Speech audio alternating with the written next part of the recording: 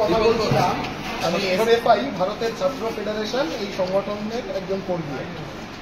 ঠিক আছে, আমি এখানে এলাম আপনাদের গ্রামে। আমি এসে শুনলাম যে এনায়েতপুরের 46 জন ছাত্রী এই স্কুলে, তারা তাদের হকের টাকা, কন্যাশ্রীর টাকা 25,000 টাকা কন্যাশ্রী এবং এছাড়াও মাইনরিটি স্কলারশিপের টাকা, এই দুটো টাকা তারা গত 4 মাস ধরে বলছে যে তাদের কাছ থেকে এই টাকা একেবারে 2 নম্বরই করে জালিয়াতি করে তাদের এই হকের টাকাটা চুরি করে নিয়ে চলে গেছে তৃণমূলের ব্লক সভাপতি এখানকার, যিনি বোধহয় এর আগে এই স্কুলের টিচার ইনচার্জ ছিলেন। ওরা স্যার 4 মাস ধরে দৌড়ে বেড়াচ্ছে চারিদিকে, এমনকি মুখ্যমন্ত্রীর কাছে ওরা প্ল্যাকার্ড ইত্যাদি এসব দেখিয়ে বিক্ষোভ দেখানোর চেষ্টা করেছে, জানানোর চেষ্টা করেছে। ওসির কাছে গেছে, চিঠি দিয়েছে যে ব্যাংকে, ওরা ব্যাংকে গেলই না, অথচ ওদের নামে ব্যাংক অ্যাকাউন্ট হয়ে গেল।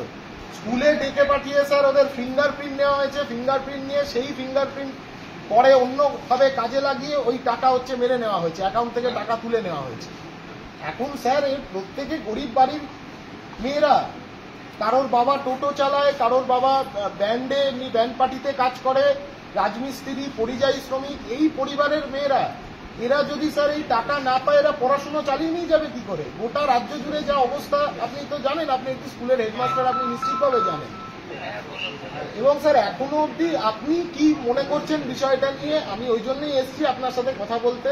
তাই এসে শুনলাম আপনি নেই স্কুলে, ওই জন্য ম্যাডামদের বললাম যে আপনি একটু আপনার সাথে একটু ফোনে ধরিয়ে দিতে।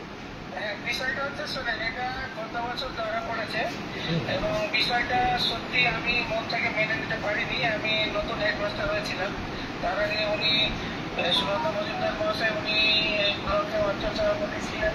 বর্তমানে ওনারা পঞ্চায়েতের পঞ্চায়েত মজুমদার জবাব দাও, জবাব চাই, জবাব দাও। এই ছাত্রীদের টাকা ফেরত দিতে হবে। কোথায় গেল সুনন্দা মজুমদার? জবাব দাও, জবাব চাই, জবাব দাও, জবাব চাই, জবাব দাও। এই বঞ্চিত ছাত্রীদের টাকা কোথায় গেল?